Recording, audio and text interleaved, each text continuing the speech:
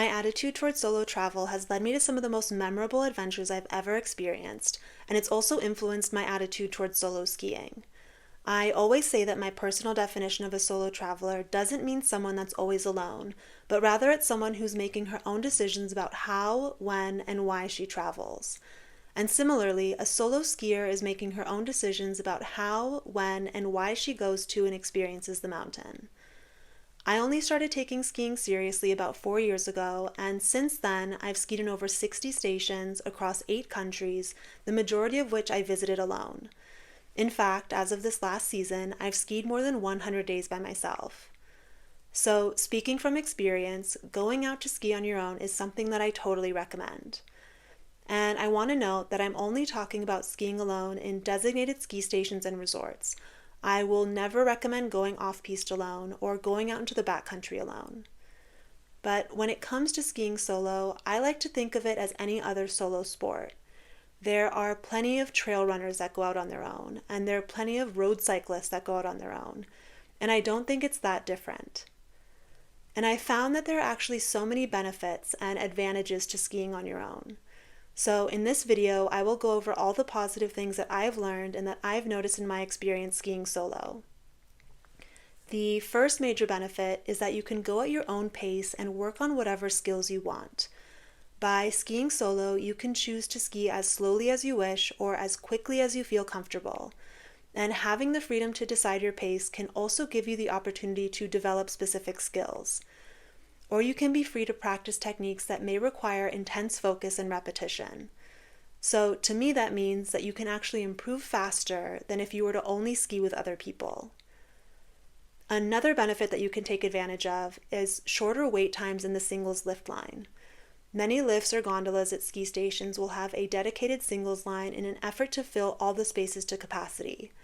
And this line is usually much shorter and moves much faster than the general line, which is comprised of groups or pairs that don't want to be split up, which then creates more open seats for singles.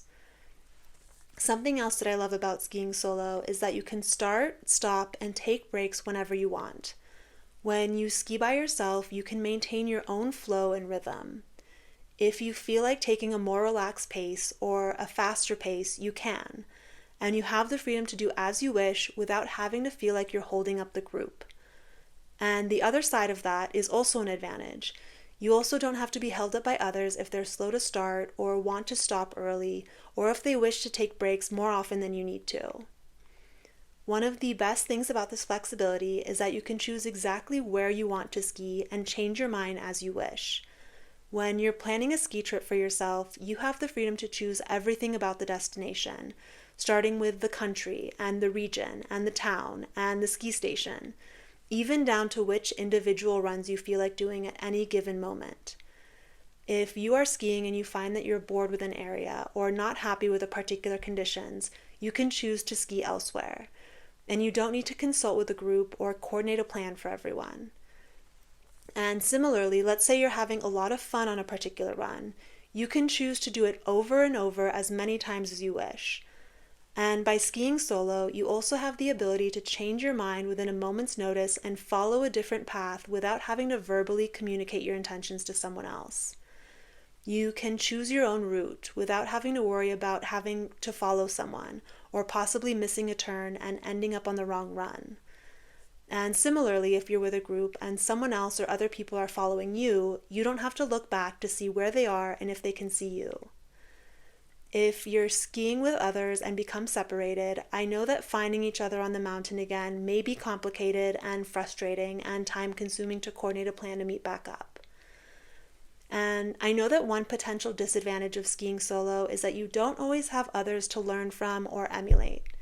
But the positive side of it is, if you ski solo, then you don't have to feel pressured or influenced to do something that you don't want to do or don't feel comfortable doing. Sometimes if you're skiing with a group that's more experienced than you may find yourself in a situation that you may not exactly be prepared for. And another thing is that if you go skiing by yourself, not only will your ski skills improve, but what will also improve are your navigation skills. Because when you're alone, you have no choice but to navigate your own way through the ski area. Oftentimes when you ski with friends, you can rely on others to lead the way.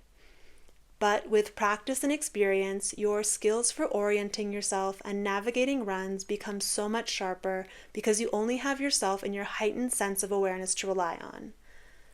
And I've noticed that when I'm alone, I'm just more alert in general. So in some ways, you could argue that it can be safer to ski alone. And also on that note, because your ski skills will improve, your future ski trips that you go on with your friends will be more fun and less stressful and more safe. I love skiing with my friends, and it's something that I always hope to do more of. And although I am an advocate for skiing solo, I recognize that the experiences are just different, and one is not necessarily better than the other. But what I have come to realize is that all of the time and effort I've invested in myself and all the experience I've gained on the days that I've skied solo have just made me a much better skier. So when I go out with friends, I feel like I'm better prepared and less stressed and therefore more safe. And a lot of times I become the one that leads the group. But on that note about safety, I can do a whole video about my advice and my safety tips for skiing solo, so be sure to subscribe so you can stay tuned for that. I hope that this video has been helpful, and if you're considering going skiing on your own, I hope that you're feeling more prepared and more confident, and that you know that you won't really be alone. When I started skiing on my own, I started to notice just how many other solo skiers are out there. And you quickly realize that no one thinks what you're doing is weird, and instead people on the mountain will admire it and respect it.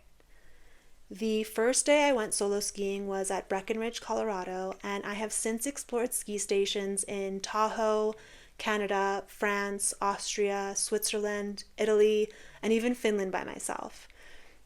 I'm actually filming this from Tignes in the French Alps, where I am right now, on a solo ski trip for the week. I can link a map in the description below with all of the places I've skied if you're curious. I've posted other videos about my experience skiing and about learning how to ski as an adult, but my channel is really about following your dreams by prioritizing your hobbies and about trying new things and about not waiting for anyone else to be able to do whatever it is that you love. So if that sounds like you, then don't forget to subscribe. And feel free to leave a comment below because I love to connect and I'm happy to answer any questions. Have fun out there, and I will see you next time.